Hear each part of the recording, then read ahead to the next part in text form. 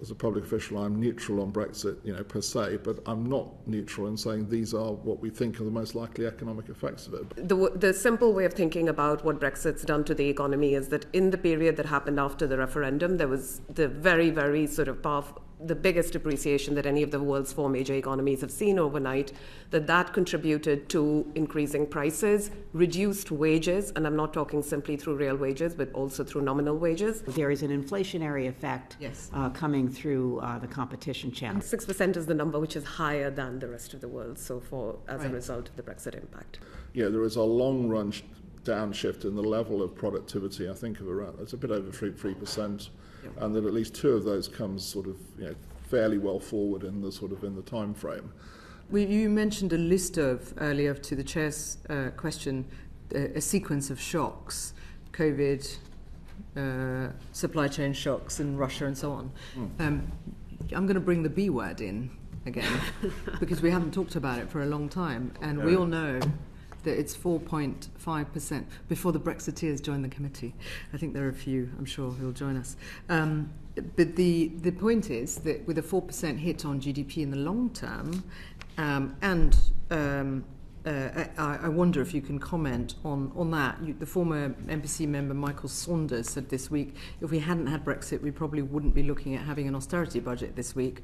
What do you make of these comments, and do you agree that there's self-harm that's been done to our economy, and these shocks that we've had since have made us more vulnerable than other economies? Yeah, I think, and we've talked about this a lot of times before, I think the bank's assessment, and we use this in the forecasts on the Brexit impact, really hasn't changed actually since the sort of work that was done. Doesn't it in effect compound the problem? Well, I think I was going to follow up and say, I mean, this work, I think Ben will know better than I do, because I wasn't at the bank at the time, but this was done pretty soon after the referendum. It essentially assumes that there is a long-run downshift in the level of productivity, I think of around, it's a bit over 3%, and that at least two of those comes sort of fairly well forward in the time frame.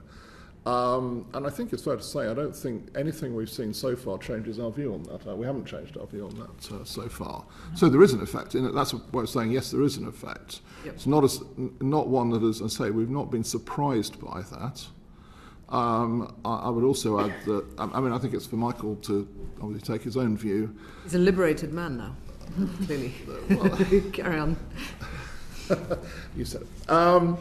I've always, my approach has always been that, as a public official, I'm neutral on Brexit, per se, but I'm not neutral in saying these are what we think are the most likely economic effects of it. But you're a great expert on this subject. I can comment on that, and clearly I've written a lot about it, so I'm not going to talk about the political choice that was made. I'm going to talk about the economic impact. But the implications is what I'm interested in. So it's undeniable now that we're seeing much bigger slowdown in trade in the UK compared to the rest of the world. That's showing up despite the statistics having been much worse than they used to be. There being a discontinuity, but people have tried to do various ways of trying to correct for those things. There's also the services export side, which we don't have very much contaminated statistics for, so I can say that much more confidently, that there again we're seeing a really strong stagnation. So we're definitely performing below trend in terms of the exports numbers, in terms of the imports, even probably a bit bigger than that. Yep. My own work shows that the simple way of thinking about what Brexit's done to the economy is that in the period that happened after the referendum, there was the very, very sort of powerful, the biggest depreciation that any of the world's four major economies have seen overnight, that contributed to increasing prices, reduced wages, and I'm not talking simply through real wages, but also through nominal wages. We think that number is about 2.6% below the trend that real wages would have been on. After that came, sort of soon afterwards and before the TCA happened, came the effects from the uncertainty that was unleashed, which basically translates into reduced business investment. I'm less certain of the FDI effects. Those tend to be very lumpy things. Then what's happening now, we're starting to now see the trade numbers react to the Brexit, the actual TCA impact.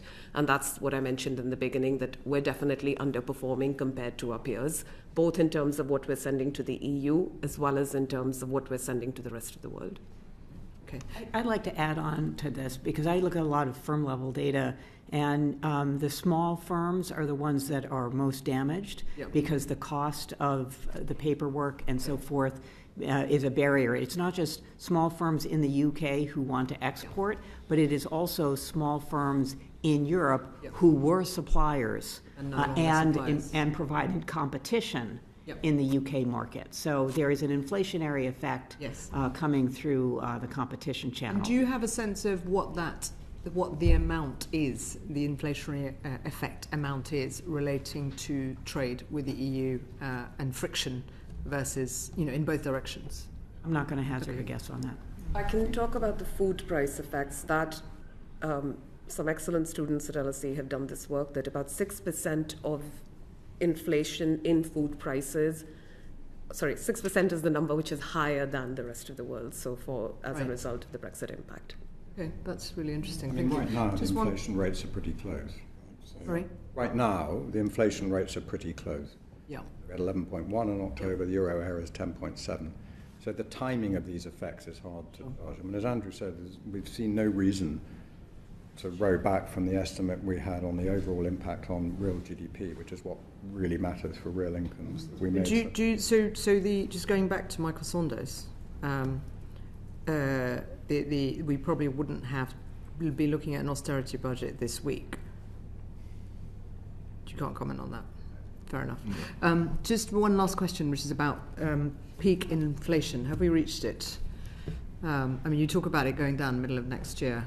Should we expect it to continue to rise in the coming, given where we are in the ONS data? I think our forecasts are pretty much flat around this level for another 3 months. Maybe it edges down a bit in the first quarter in the central projection. But it's really when these base effects on energy kick in the spring that you start to see the material. I mean, the energy effect, of course, is now capped until actively April. I think looking at this morning's number, and going back to what Swati was saying actually as well, I mean, in terms of food is the area I think particularly watch for, because certainly looking at this morning's number, it actually wasn't much higher than we expected. I mean, we've said consistently it was going to be around 11%. In fact, it was about 0.15 above where we thought it would be. But looking at the components, food was the other thing that contributed. I'm going to stop there. Thank you so much, Rishinara.